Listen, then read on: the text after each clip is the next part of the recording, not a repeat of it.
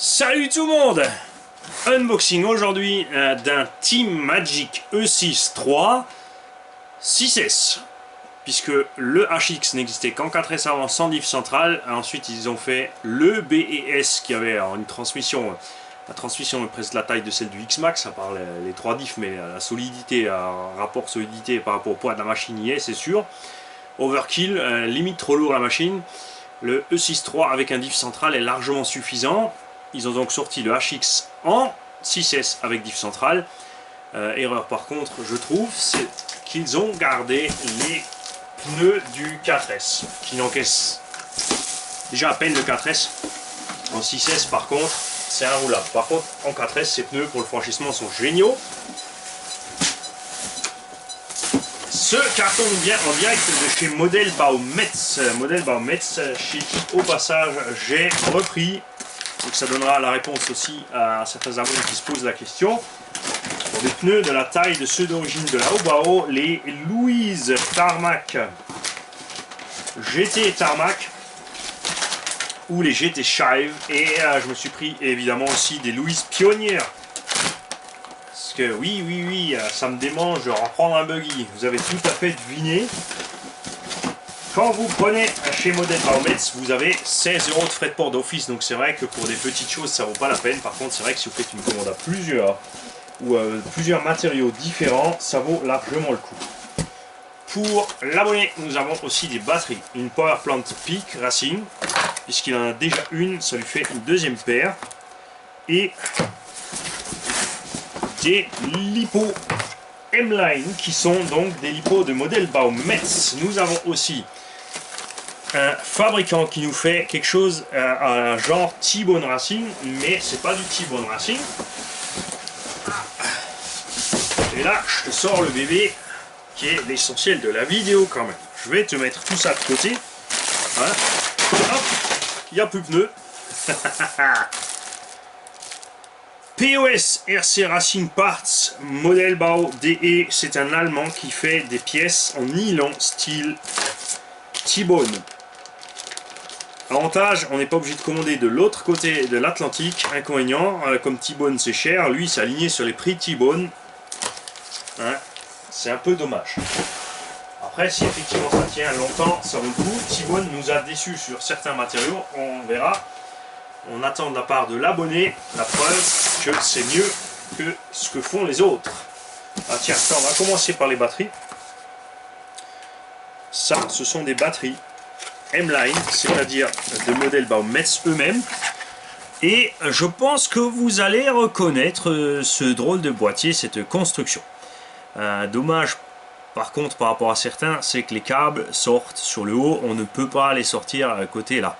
Donc là, il faudrait s'amuser à couper soi-même, ça craint, il y a les câbles, faites gaffe. Enfin moi perso, je vous le déconseille de faire des trappes vous-même ici, surtout qu'une fois que le boîtier est endommagé, et ben plus de garantie. Le boîtier est pas plus solide, on dirait que ça c'est un peu le point faible des VS Line, c'est le boîtier, on voit qu'il a peut-être l'air un petit peu plus solide, à voir.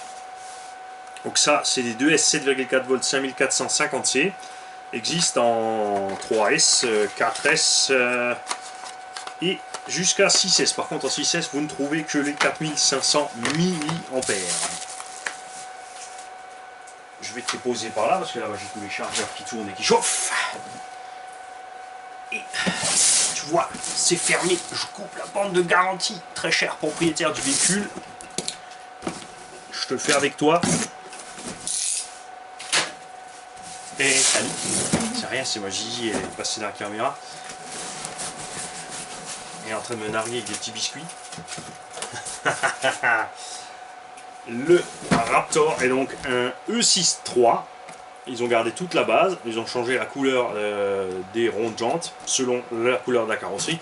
Il a reçu une carrosserie de Raptor qui est équipée d'une barre de LED au-dessus. Une petite barre de LED qui me laisse un peu sceptique. Oui, vous avez vu, je vous l'avais dit dans la vidéo précédente, elle a vu les petites noix de pécan. Regarde, viens chercher les petites noix de pécan. Tu les veux ou tu les veux pas? Tu as vu? Elle va venir nous faire un petit coucou. Voilà, viens là mon petit Gigi. Tiens, voilà, ça c'est de la part d'un abonné. Merci beaucoup. Et un grand merci à tous les abonnés qui pensent d'ailleurs tout le temps à moi. C'est super sympa avec les pots de miel, les douceurs, enfin. Merci, merci. Merci à toi de partager. Bon, allez, on continue. C'est pas ça. Ouais, on mettra un petit truc interdit moins de 16 ans. D'ailleurs, je vais éteindre, on va passer au moins de 18 ans. Alors, petite fiche Alex qui est livrée avec ce Team Magic. Ceux qui font depuis le début, c'est les premiers à avoir fait ça. Ce sont les premiers qui vous livrent une fiche sur laquelle il écrit attention, si vous roulez dans l'eau, bouchez le petit trou dans la jante. Personne d'autre avant eux n'a fait ça, puisque je roule sur Team Magic depuis plus de 10 ans. Je crois que le premier trooper que j'ai eu c'était il y a 12 ans. Cette fiche était déjà à bord avec. Cette petite notice est en français. Ah, tiens, d'ailleurs. Ou alors ils l'ont mis d'office dedans parce qu'ils ont vu que chez Model Baumwetz, en fait ce machin elle est en France. On a l'arbre de programmation du Vario et tout ce qu'il faut avec. La machine bien emballée, carton compact, comme beaucoup de constructeurs le font, contrairement à Traxxas, les roues démontées. J'adore ces pneus, j'adore ces jantes, mais c'est vrai, c'est bien pour le tout-terrain, c'est bien pour crapahuter, c'est pas bien pour bomber. Tout à fait génial, l'hexagone en étoile à l'intérieur, pas juste un hexagone, il y a des dents comme chez Traxxas, ce qui fait que même si la roue se desserre un peu, faut dire ce qui est, tu casses pas les hexagones, ça tient super méga bien. Rien que quand t'as ça en main, t'as envie d'en racheter un. Ouais.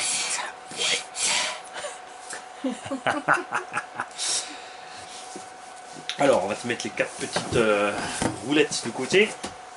Hop, hop.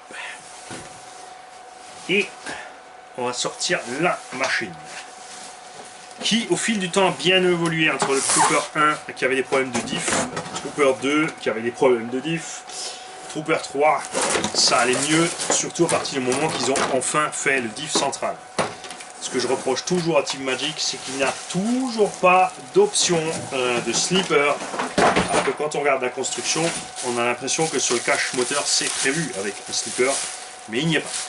La radio, là aussi je vous en ai parlé plein de fois, qui est génial puisqu'on peut trimer. D'un sens trim des gaz, l'autre sens trim de la direction. Et ces mêmes boutons, si tu les utilises, si tu braques à fond à gauche, tu utilises le plus ou le moins, tu diminues l'angle de braquage à gauche, à droite, l'angle de braquage à droite. Gaz, tu diminues les gaz, frein, tu diminues les freins. Évidemment, ne fais pas la bride de gaz-frein quand l'engin est allumé, parce que tu vas appuyer à fond sur les gaz pour les brider, pendant ce temps la machine est partie dans le canal. N'est-ce pas, Fripouille? Non, il n'a pas fait ça, c'est qu'il avait un petit problème avec son X-Max et il allait tout seul se promener dans l'eau. La rampe de LED sur le toit, là je suis sceptique. Je pense qu'elle va violemment s'arracher. La carreau, on va vous l'enlever pour voir ce que c'est le niveau solidité. Ce que j'aime nettement moins sur cet engin par rapport au HX, c'est le look. On n'a pas l'aileron derrière, le support d'aileron qui protège la carreau, ce qu'on avait déjà sur le Trooper 1, ce qui fait que la carrosserie derrière se déchire vraiment très vite. Et à l'avant pareil, on est par-dessus le pare-choc. Ça je suis pas fan du tout. La construction n'a pas évolué puisqu'elle est très bien. On a 4 triangles inférieurs identiques, 4 triangles supérieurs identiques. On a de gros amortisseurs. Là, tu as le câble pour brancher, hein, normal. 4 gros amortisseurs en plastique qui font un super job. J'avais le Trooper 1 avec les amortos plastiques. Jamais eu besoin de changer ces amortos, jamais eu de soucis avec. Sur le BS, ça existe ici en alu, sur tous les autres c'est du plastoc, mais on me dit c'est du super matos, il n'y a pas de raison de changer quoi que ce soit. Les cardans qui sont absolument géniaux aussi ne s'usent pas. Les noix de cardan très solides, pareil, très peu d'usure là-dessus. Le plus gros reproche, c'est ces biellettes de direction, diamètre, genre ce qui vient de chez Obitech. Je te le mets plus près. Voilà. Tu vois, ça c'est pas top. Ça peut se tordre d'un autre côté, c'est vrai que si ça se tord, tu casses pas autre chose. Point faible quand tu commences à attaquer en 6S, ces fusées existent en option à 40 ou 50 € la paire en alu. Alors là, ça fait mal, mais il y a un équipementier générique qui fait cette paire de fusées à 20 €. Bien sûr, le travail est plus grossier, mais c'est tout aussi solide. Hexagone de roue avec élargisseurs qui sont super bien faits puisque tu as le BTR au centre qui tient l'axe et en plus tu as un circlips métallique qui empêche l'axe de sortir si jamais tu as oublié de serrer le BTR. N'est-ce pas, tonton MB?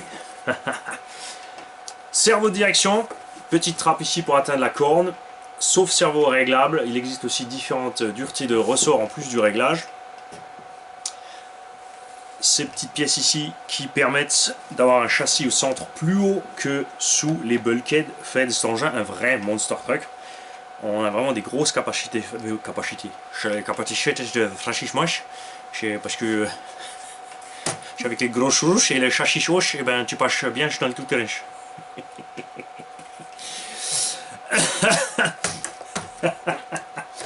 Ce que je n'aime pas par contre, c'est qu'ils ont gardé les bras de suspension supérieure renforcés du B et S. Les anciens n'ont pas ce renfort ici et se plient, se tordent dans tous les sens, ce qui empêche vraiment d'abîmer la transmission, les cardans et le reste. Alors que ceux-ci sont très solides et ce qui se passe sur les gros chocs, c'est que tu vas déchirer ici l'axe. C'est un axe de 4 mm, mais l'acier n'est pas aussi dur que chez certaines marques. Il casse et il peut arriver qu'en cassant, il déchire ses parties. Toutes ces pièces sont... on peut les acheter au détail séparés, donc ça fait des petites réparations. On a aussi des cales ici à l'intérieur pour maintenir, passer les 4 mm dans l'acier, qui peuvent aussi s'abîmer, se déchirer. Il existe aussi en petit sachet séparé. Ce que moi je conseille, c'est une fois qu'elles sont cassées, de mettre tout simplement un bout de tube qui a le diamètre extérieur du trou et le diamètre intérieur de l'axe. Avec une vis un peu plus grosse devant, comme ça tu es tranquille, tu peux te faire un petit tube en laiton ou ce que tu veux, ou même en acier, pour ne plus avoir ce souci là. Tourelle, j'ai jamais réussi à en tordre non plus, existe aussi en option. Servo, Savox 0,200, alors on le voit pas, ça va être un 254 mg, donc waterproof 15 kg. Je suis pas fan de ces servos Savox, je suis fan généralement de Savox, mais ces servos, j'en ai eu plusieurs qui ont grillé. Le 21 kg est très bien, le 15 est un peu juste. Après, voilà. Parce que c'est moi qui suis allé trop fort, vous me connaissez, je roule jamais trop fort. Moteur 2250 kV en 6S, là ça pousse fort. Les premières constructions de ces moteurs Thor étaient des moteurs Gould. Là, on a de toute évidence une autre tête de moteur, donc une autre fabrication. Là aussi, on compte sur Tonton pour nous dire si ça va être solide ou pas. On a effectivement donc un 4274, c'est bien écrit dessus, 22,2 volts. Il encaisse donc bien le 6S. Ce que je vous disais au niveau du slipper, c'est là, tu vois, tu as un petit trou ici, comme chez Traxxas, pour maintenir l'axe. Et là devant, tu as un trou pour atteindre l'écrou. Mais c'est pas un slipper, c'est uniquement pour enlever la couronne. C'est dommage, j'aimerais bien qu'il nous fasse un slipper là-dessus. Boîte de transmission hyper méga compacte. C'est la plus compacte de tout le marché. Il n'y a pas plus compacte. Et ça me fait penser que tonton, je vais te la démonter et je vais la monter dans Hyper MT Sport Plus et je te mettrai autre chose et je te dirai que non, non, c'est normal. C'est une idée pour se retrouver avec un diff central sur le MT Sport Plus. Parce qu'elle est vraiment super compacte et en plus le moteur est fixé dessus comme chez Traxxas. C'est pas con. Variateur Obi-Wan 150 A, donc là pas de surprise, increvable. Bouton on-off placé intelligemment. On a des petites prises d'air ici pour amener l'air au Vario, qui en même temps, cette prise d'air et en même temps le maintien du Vario, ce qui est bien fait. On a la boîte radio la plus étanche de tout le marché RC, il n'y a pas mieux. Deux joints toriques sur le tube d'antenne, c'est overkill, un grand joint torique ici. Les câbles sortent sous le dessous et ce sont des câbles de rallonge, c'est-à-dire que tu as un câble qui est planté dans le récepteur, qui sort sous la boîte de réception. Et c'est siliconé dans la boîte, ce qui fait que toi, tu branches ton Vario et ton cerveau à l'extérieur sur les rallonges. Cette boîte de radio, tu peux vraiment la plonger dans l'eau et il n'y a vraiment pas d'eau qui rentre. Bon, après, j'ai pas dit il faut descendre à 50 mètres. Hein, pas déconner non plus. Une machine qui m'éclate, l'Anthrax est un peu plus court qu'un Air Evo 2 ou qu'un Savage Flux XL, donc c'est assez joueur, mais pas trop, c'est moins joueur, enfin moins joueur, on va dire que le Armada Cast ça reste tout le temps sur les roues arrière ou tout le temps sur les roues avant, ça devient parfois ennuyeux. Là, tu es un peu entre les deux. Je dis qu'une évolution de ce châssis serait quand même de le rallonger avec les puissances qu'on a actuellement, même un châssis plus long reste joueur, ça serait sympa. Ce qu'on va faire maintenant aussi, c'est vous mettre la carreau et les roues, vous voyez ce que ça donne niveau look. Ce que celui-ci n'a plus, parce que la carreau passe sur les pare-chocs, c'est qu'il n'y a plus de LED dans le pare-choc sur la version HX. Donc avec la coque de Truggy, on a des LED dans le pare-choc. Bac à batterie, qui sont très petits. Après là en 4S t'es tranquille, tu as des petits circlips, ça c'est ennuyeux. Là je conseille de mettre des petits fils de fer sur les circlips et de les mettre, d'ancrer ces fils de fer quelque part là de côté. Ce qu'il faut faire attention aussi, tu as le fil de cerveau qui est dans la boîte de ce côté de la lipo. Là je suis pas fan non plus, comme tu as un nid d'abeille en dessous, tu écrases vite ce câble, donc il faut le placer différemment pour qu'il ne soit pas endommagé. Tu as une option livrée avec, tu as des pattes qui se vissent ici, là tu vois tu as les trous, tu visses des pattes, et tu as une barrette pour aller dessus pour fixer des lipos un peu plus grosses. Ce côté par contre, enfin ce côté déjà tu as le souci pour entrer la lipo que tu as la boîte qui est dans le chemin, donc tu peux pas prendre des lipos trop grosses. De ce côté c'est encore pire, tu as le moteur. Sur la version standard ça va, sur la version BS ou si tu prends l'option boîte à lui, tu as le souci que le support moteur dépasse encore plus et là tu es vraiment coincé avec la taille des lipos. Donc gaffe à la taille, mettez pas trop gros. Préférez recevoir le véhicule avant de commander les lipos ou prenez vraiment ce que le... Là par exemple chez Model Baumetz, il vous conseille ce qui va avec. Donc il n'y a pas de souci, vous n'aurez pas de pépin. Allez, attends, je vais te mettre les six clips ailleurs, hein, parce que je sens que je vais les perdre.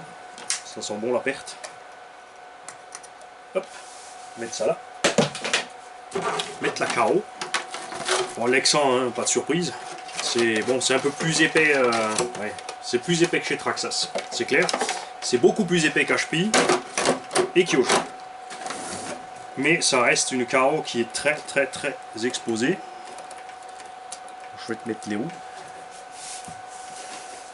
Alors, les roues ont un sens, c'est pas compliqué. Les chevrons font un sens de flèche. Donc tu mets ton sens de marche. Après, tu en as toujours qui vont te dire si tu les mets de l'autre sens, tu as plus de traction. Mais je sais pas si ça se remarque vraiment. Et si c'est vraiment efficace. De toute façon, quand tu dis un truc, tu as toujours un qui dit l'inverse. Ça, c'est normal.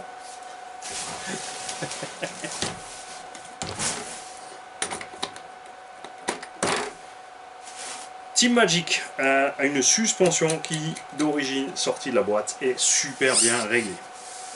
Et ça, depuis le Trooper 1.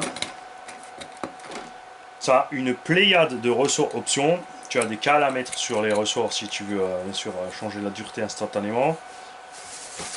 Je crois 5 ou 6 sortes de ressorts différents, de couleurs différentes, etc.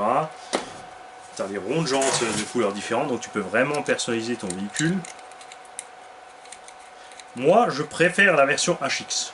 C'est celle que toi tu avais, ma Gigi. Avec l'aileron, la carreau grise, avec les renforts de toit. Ça, c'est ce qui manque là-dessus. Sur la version HX, il y avait un renfort de capot là où le capot tape, un renfort de toit là où le taille tape, et le béquet qui faisait le reste. Donc la carreau de HX est vraiment très durable. Cette carreau de Raptor là, je donne pas cher de sa peau. N'oubliez pas que RC Maniacs et Pro Body Shop sur eBay vous font des carreaux incassables. Voilà ce que ça donne avec la carreau dessus. Je trouve que la carreau est trop basse par rapport aux roues. Ça fait un peu un look muggy plutôt que MT. La suspension, ils l'ont par contre bizarrement raffermie. Ça, c'est trop dur par rapport à l'ancienne version, je trouve. L'ancien était beaucoup plus mou. De face, c'est là que pour moi c'est le plus bizarre. Là, on est vraiment over large. Parce que la carreau du HX est plus large et on a un béquet plus large. Là, ça fait un peu... non, après, le HX, je crois qu'il n'avait pas les élargisseurs. Là, par exemple, une carreau de Arma Nero Big Rock incassable. Tout de suite, on est mieux. Hein? Là, ça va mieux. Un peu plus haut. Les découpes de roues au bon endroit. Quoique, ils ont assuré quand même chez Team Magic. Les découpes sont au bon endroit, ils n'ont pas fait trop court. Mais ça, voilà. On ne va pas l'essayer puisqu'elle est neuve. Son possesseur veut la récupérer neuve. On a déjà la chance qu'il a fait livrer chez nous pour pouvoir qu'on puisse tous en profiter et l'avoir. Ce que je trouve moi génial, puisque c'est vrai qu'on achète un truc neuf, on le veut tout de suite et rapidement, on veut en profiter, surtout que là c'est les vacances. Il va en profiter pour les vacances. La voiture fait quand même le crochet chez moi, donc il perd quand même facilement une semaine de ses vacances entre le passage de la voiture chez moi et le temps de la récupérer. Donc un grand merci à toi. On compte sur toi pour avoir des vidéos de la machine, hein. Tu lui diras Fiston qui filme. Non, on va faire l'inverse. Tu laisses rouler Fiston parce qu'il va faire ça mieux que toi, et toi tu filmes. Et tu vas nous montrer ce que la machine peut faire. Je vais ouvrir par contre la notice. Nous allons jeter un coup d'œil à la notice d'origine. Voir si ils nous font des belles notices chez Team Magic. Hop. Évidemment, tu as la clé pour les roues. Super sympa aussi, te livre la petite pince à circlips pour les cardans. Tu n'en auras jamais besoin, tu n'arriveras pas à bouffer ces cardans, je te le dis. Cale de suspension. Petite notice. Donc, il te répète le coup du trou d'un jante. Bon, ça c'est la version anglaise, donc effectivement, la mini notice avant, c'est uniquement la version française. Là, tu as l'éclaté. Très détaillé, très précis, avec les références directement dessus. Le diff central a le corps complètement en acier. Et le diff avant-arrière, normalement, c'est du plastique. La version BS, elle, par contre, a du métal partout. Et aussi des dents hélicoïdales, normalement. Là, on a par exemple le triangle qui est dessiné avec l'ancienne référence. Le 505-310, c'est le triangle que je préfère. Il se tord, il se twist en fait sur les gros impacts. C'est pas un problème, tu vas sur place, tu remets ton triangle, t'es reparti. C'est préférable à la casse. Voilà, donc il n'y a pas besoin de plus, c'est assez détaillé. Détail des pièces.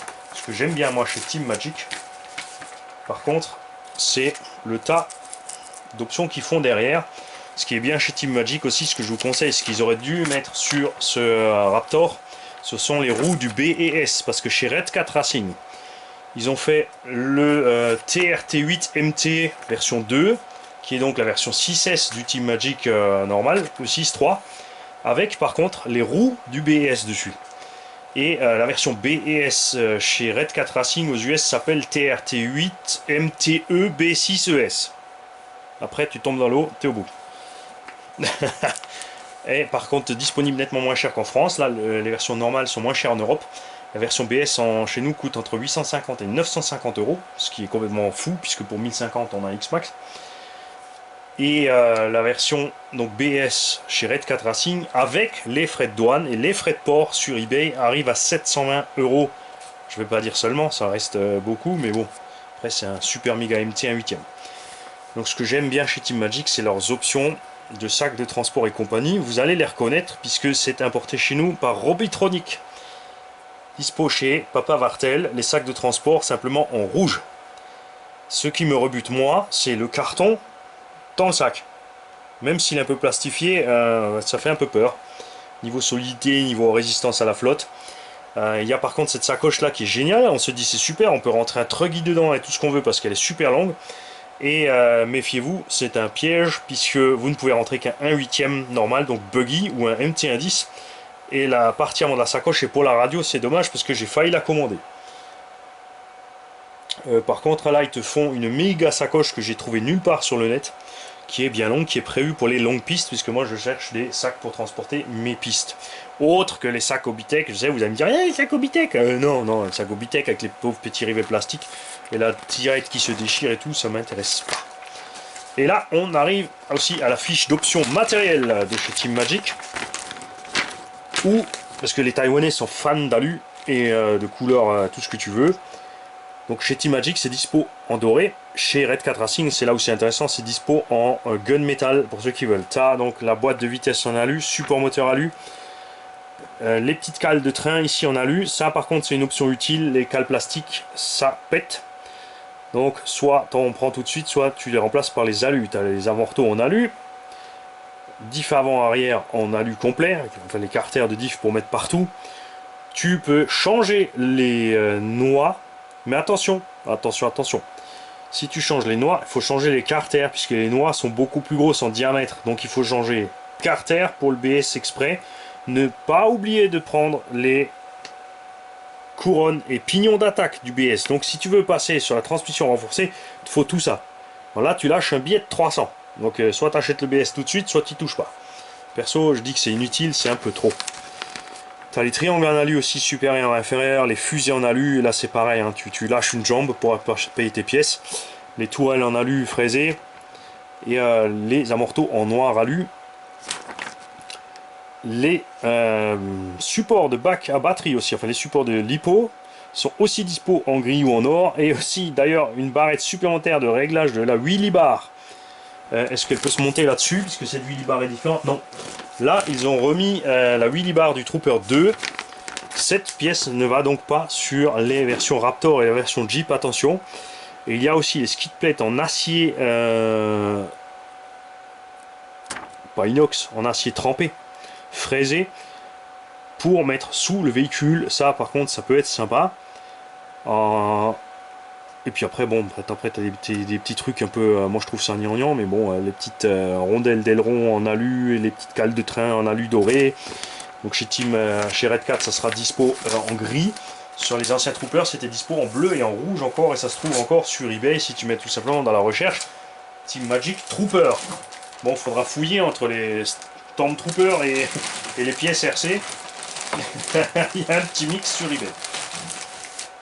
Donc merci à Tonton pour la livraison de ce machin chez nous. Moi, je vais encore faire la vidéo en allemand et en anglais. Et là, la vache avec la lumière, moi, sur l'image de la caméra, je peux vous dire que ça pète fluo. Plus fluo, tu meurs.